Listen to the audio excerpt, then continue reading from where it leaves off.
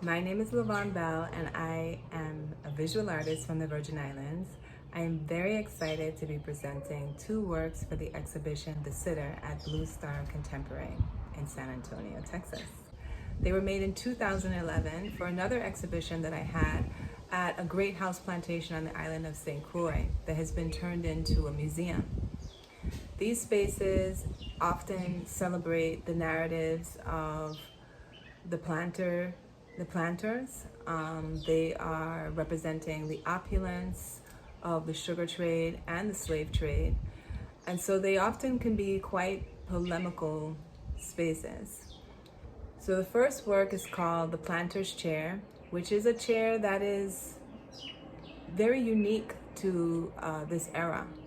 It is a chair in which the armrests double as footrests, and the servitude is embedded in the design of the chair because the way that it would be used is that a planter would sit in the chair, he would put his legs up, a servant would kind of extend the arms so that he can put his legs up, and then someone else would usually probably take off his boots so that, after he's been watching other people work for all day.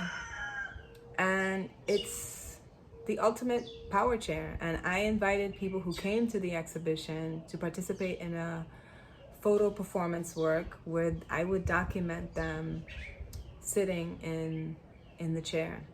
I learned, for example, how gendered the chair was, as many people, including myself, felt very uncomfortable sitting in the chair and the way that it's designed. It was really about having them display their agency and see how they would situate themselves in this history. The other work is entitled Somebody's Been Sitting in My Chair, Somebody's Been Sleeping in My Bed. And this, of course, is from the famous story Goldilocks and the Three Bears.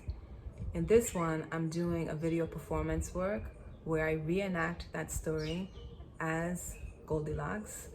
And as a Black woman maneuvering through that space, I'm inviting the viewer to kind of think about what that means for my body to be in a space that, in the story of Goldilocks, she's trespassing. So it's questioning the ideas of whose story, whose narrative does this belong to? Am I also trespassing in some way into these forbidden spaces, these forbidden aspects of our history?